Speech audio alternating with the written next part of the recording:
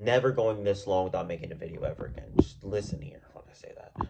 So it's set. The Brooklyn Nets are about to be playing my Boston Celtics in the first round of the 2022 NBA playoffs, man. And to be honest with you, let me tell you how I feel real quick, man. There's a couple things I want to get off my chest. I want to say, one, I am not scared of the Brooklyn Nets. As a Boston Celtics fan, I'm not scared of the Brooklyn Nets. But as a basketball fan, as I like to say, I am a basketball fan before I am a Celtics fan. As a basketball fan, I am so excited for this damn matchup, man. Because listen here, last year we played them. Our team wasn't nearly as good as it is right now. We were the 7th seed. They were the 2nd seed. We were fighting to play them.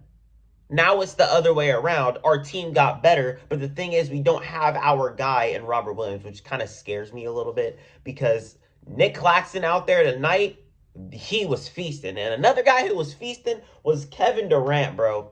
I want to talk about Kevin Durant before I talk about his duo partner.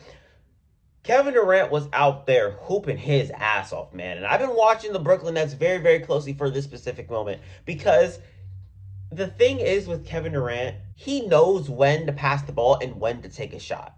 He was talking about that on JJ Redick's podcast. He said that one of his coaches in high school or college was telling him, like, was teaching him how to, find the open man, but at the same time learn when to pass and learn when to shoot. That's what he was talking about. And tonight he showed it. 25 damn points, 11 assists. 11 assists every time they came with the double, bro. You got to realize you can't double Kevin Durant because he knows how to pass out of it. I mean, the nigga is a 7-foot demigod. He knows what the fuck he is doing. You know what I'm saying? And, like, he is an Iron Man as well. 41 minutes today. Probably about to play more, as I said before. But the thing is, the man is doing it all on the court, bro. It kind of makes me a little bit nervous. But the thing is, I'm not scared of them. Let's talk about the man real quick. Kyrie Irving, bro. One of my favorite players to watch and one of my favorite players of all time. Kyrie Irving, man. He is just that dude, man. He started off the first half perfect from the field. A whopping 18 points, but he was 10 for 10. Kyrie Irving, man, 34 points today. Only missed 3 shots, and those 3 shots were threes.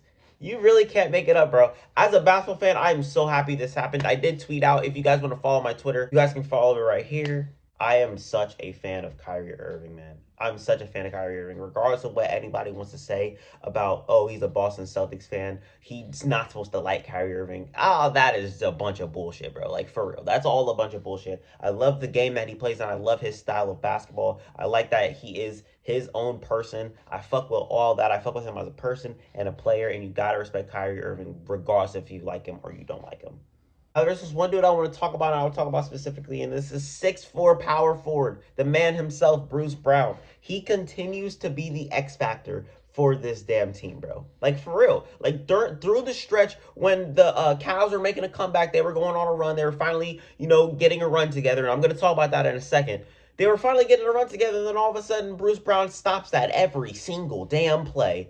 He and Kevin Durant were picking apart the whole entire defense of the Cleveland Cavaliers, man. And it was kind of embarrassing. He had like 2 lobs to Nick Claxton, and the second one, oh my God, bro. The second one was damn right, like, disrespectful. Lauri Markkanen, and I think it was Darius Garland, was coming up for the double team because they thought that he was going to pull a floater. Bro, straight up left Nick Claxton open. I think it was Evan Mobley, actually. They left Nick Claxton open in immediate dunk.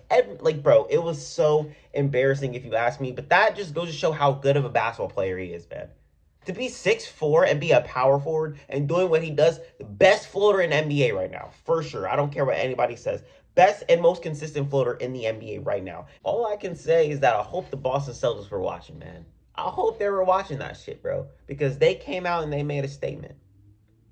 They had an agenda and they went and got it. That's how I feel about the Brooklyn Nets, man.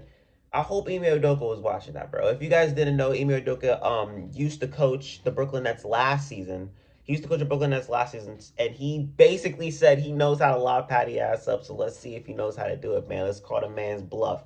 The thing is, does he know Kevin Durant's weaknesses? Does he know Kyrie Irving's weaknesses? Bruce Brown, all these guys who were on the team last year, does he know their weaknesses like the back of his hand? Because if that's the case, he can pick that apart. And the thing is, he has more coaching experience than Steve Nash does. So I really do want to see this coaching battle. I want to see it really, really badly, man. And I actually kind of want to make my prediction. I'm about to make a prediction right now, man. I think my Boston Celtics are going to handle them in 6. I really think that teams are really starting to underestimate the Jays and what they can do and what they can produce. And to be honest with you, Kevin Durant and Kyrie Irving in the Brooklyn Nets, they have one weakness, and that one weakness is defense. And that literally showed in this game because they were up by like 20 something. They were up by 20 something. And next thing you know, the Cleveland Cavaliers are within double digits or within single digits. Every single time I see it. I see it every single time. Like I was telling you guys at the beginning of the video, I've really been paying attention to the Nets as of late. Through the past 7 games, I've really been, watching them, paying close attention to them. And you guys already know what their strengths are. I mean, Kevin Durant, Kyrie Irving, their offense is just insane. But their defense is where they really do lack, if you ask me, because the teams that they have almost blown leads to, I know the word almost, it doesn't really matter, but the team that they almost blew leads to is insane because they almost blew leads to the Knicks, the Pacers, the Cavs tonight. And to be honest with you, if you ask me, I really do think that these teams are like below average. I mean, the Cavs, you can really like say because they have injuries, they didn't have Jared Allen, but that's basically what I'm saying is that if they don't have Jared Allen, if they don't have, some of their guys, they are, in my opinion, a below average team. But if they go against a team like the Boston Celtics, a very good team who can, like, when they get hot, they don't stop. I don't know how they're going to hold up. But the thing is, they got 2 players in Kevin Durant and Kyrie Irving, and they have so much experience, championship players. They know what they're doing. But we'll see. We'll see. Talk about the Cleveland Cavaliers real quick because, man, they really did disappoint me today, bro.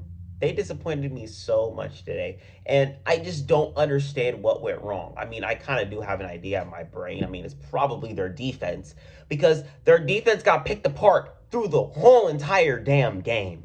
They could not get one stop in the first half. It was really bad, bro. It was so embarrassing to watch. And their offense was really lacking, too. They looked so young out there that they didn't really know, like, kind of what they were doing. They were kind of, like, hyped. They were kind of like, okay, let's get this going. Let's get this going. This is basically most of their first time, besides probably Rajon Rondo and Kevin Love, their first time experiencing like playoff atmosphere. Thing is, I don't really know what happened. Their offense just didn't show up. Lauri Markkanen was not making his shots.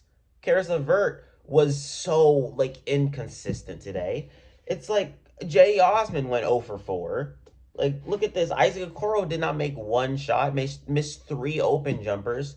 I love me some Isaac Okoro, bro. In my heart, he is a Laney all-star, bro. I've been watching that man since Auburn. But it's like, Cavs, do better, man. Been watching this team all season long, bro. And, like, just for it to end like this, it can't end like this. Y'all gonna have to go out and y'all gonna have to punch the Hawks in their mouth because, honestly, the Hawks are winning. I mean, come on. They said something about Jared Allen might be coming back on Friday whenever the game is. But we'll see what happens with that.